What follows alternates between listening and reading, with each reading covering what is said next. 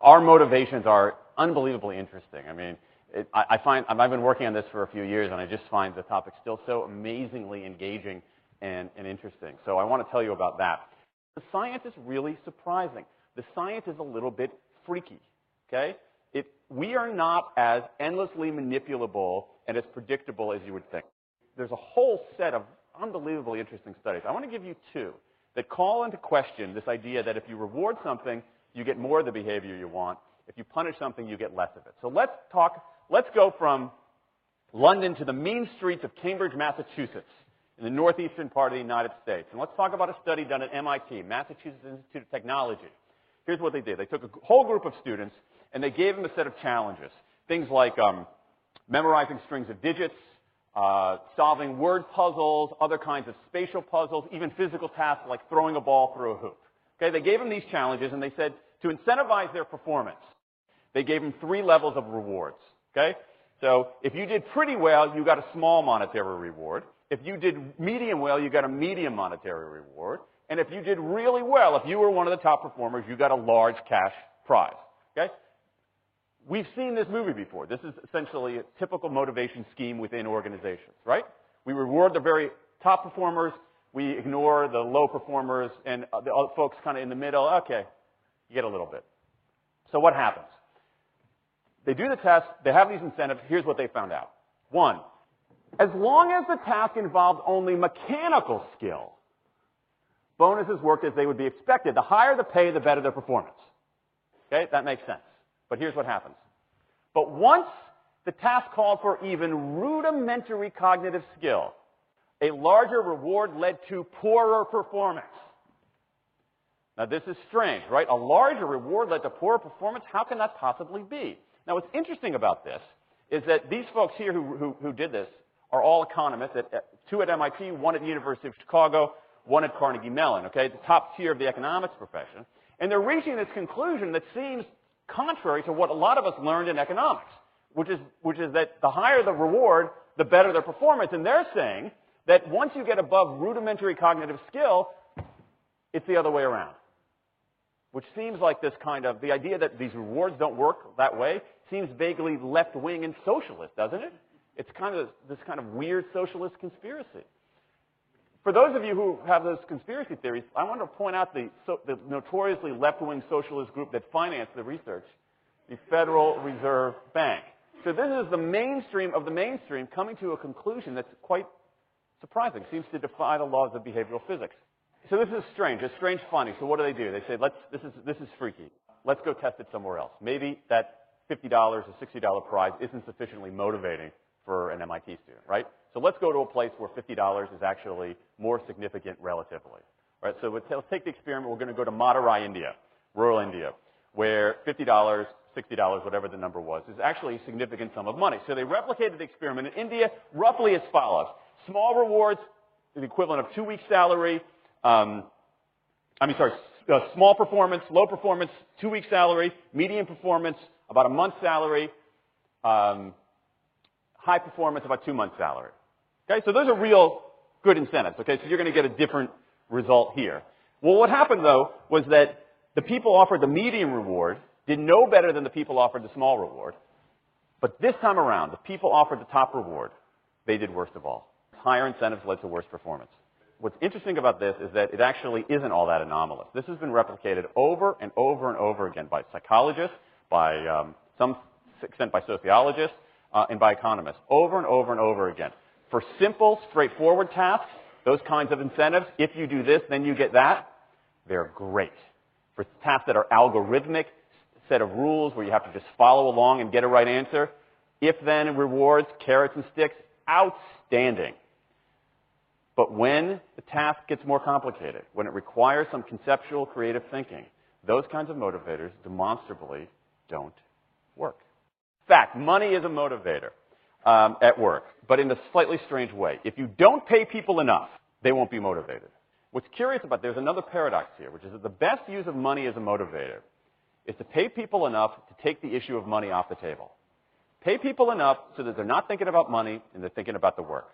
Now, once you do that, it turns out there are 3 factors that the science shows lead to better performance, not to mention personal satisfaction. Autonomy, mastery, and purpose.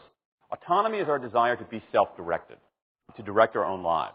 Now, in many ways, traditional notions of management run afoul of that. Management is great if you want compliance, but if you want engagement, which is what we want in the workforce today as people are doing more complicated, sophisticated things, self-direction is better. Let me give you some examples of this, of almost radical forms of self-direction in the workplace that lead to good results. Let's start with this company right here, Atlassian, an Australian company. It's a software company, and they do something really cool. Once a quarter on a Thursday afternoon, they say to their developers, for the next 24 hours, you can work on anything you want. You can work on it the way you want. You can work on it with whomever you want. All we ask is that you show the results to the company at the end of those 24 hours in this fun kind of meeting, not a star chamber session, but this fun meeting with beer and cake and fun and other things like that. It turns out that that one day of pure, undiluted autonomy has led to a whole array of fixes for existing software, a whole array of ideas for new products that otherwise had never emerged. One day. Now, this is not an if-then incentive. This is not the sort of thing that I would have done 3 years ago before I knew this research. I would have said, you want people to be creative and innovative? Give them a freaking innovation bonus. If you can do something cool, I'll give you $2,500. They're not doing this at all. They're essentially saying, you probably want to do something interesting. Let me just get out of your way. One day of autonomy produces things that had never emerged. Okay, let's talk about mastery. Mastery is our urge to get better at stuff. We like to get better at stuff. This is why people play musical instruments on the weekend. You got all these people who are acting in ways that seem irrational economically. They play musical instruments on weekends. Why? It's not going to get them a mate. It's not going to make them any money. Why are they doing it? Because it's fun, because you get better at it, and that's satisfying. Go back in time a little bit. I imagine this if I went to my first economics professor, a woman named Mary Alice Schulman, and I went to her in 1983 and said, Professor Schulman, can I talk to you after class for a moment? Yeah. I got this inkling. I got this idea for a business model. I just want to run it past you. Here's how it would work. You get a bunch of people around the world who are doing highly skilled work, but they're willing to do it for free and volunteer their time, 20, sometimes 30 hours a week. Okay, she's looking at you somewhat skeptically there. Oh, but I'm not done. And then what they create, they give it away rather than sell it. It's going to be huge. I mean, she truly would have thought I was insane. Okay, it seemed to fly in the face of so many things. But what do you have? You have Linux powering 1 out of 4 corporate servers in Fortune 500 companies, Apache powering more than the majority of web servers, Wikipedia. What's going on? Why are people doing this? Why are these people, many of whom are technically sophisticated, highly skilled people who have jobs? Okay, they have jobs. They're working at jobs for pay, doing sophisticated technological work. And yet, during their limited discretionary time, they do equally, if not more, technically sophisticated work, not for their employer, but for someone else for free. That's a strange economic behavior. Economists who looked into it, why are they doing this? It's overwhelmingly clear. Challenge and mastery, along with making a contribution. That's it. What you see more and more is a rise of what you might call the purpose motive, is that more and more organizations want to have some kind of transcendent purpose, partly because it makes coming to work better, partly because that's the way to get better talent. And what we're seeing now is, in some ways, when the profit motive becomes unmoored from the purpose motive, bad things happen. Bad things ethically sometimes, but also bad things just like not good stuff, like crappy products, like lame services, like uninspiring places to work. That when the profit motive is paramount, or when it becomes completely unhitched from the purpose motive, it's just, people don't do great things. More and more organizations are realizing this and sort of disturbing the categories between what's profit and what's purpose. And I think that actually heralds something interesting. And I think that the organizations that are flourishing, whether they're profit, for profit, or somewhere in between, are animated by this purpose model. Let me give you a couple of examples. Here's the founder of Skype. He says, our goal is to be disruptive, but in the cause of making the world a better place. Pretty good purpose. Here's Steve Jobs. I want to put a ding in the universe. All right? That's the kind of thing that might get you up in the morning and racing to go to work. So I think that, that we are purpose maximizers, not only profit maximizers. I think the science shows that we care about mastery very, very deeply.